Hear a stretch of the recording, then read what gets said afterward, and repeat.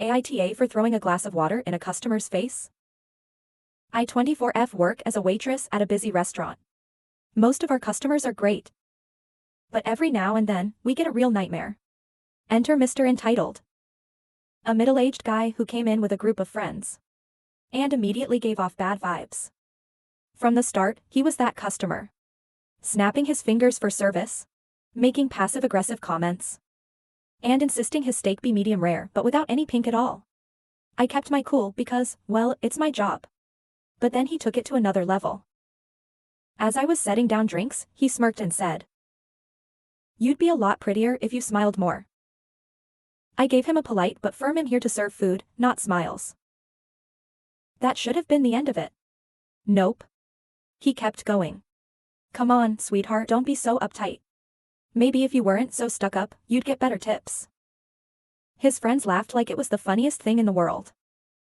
I could feel my blood boiling, but I still tried to stay professional. I simply said, "They'll give you all a moment to look over the menu." And turned to leave. Then he slapped my ass. Without thinking, I picked up the glass of ice water I had just set down. And threw it right in his face. The entire restaurant went silent. His friends stared in shock. And he just sat there, drenched, mouth open like a fish. Then he exploded. Yelling about how I had no sense of humor and how I was ruining his night.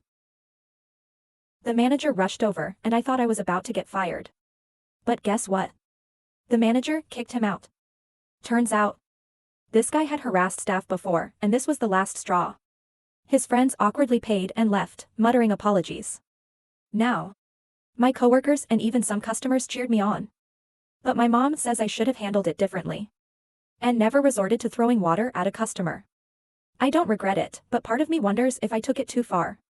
So, AITA?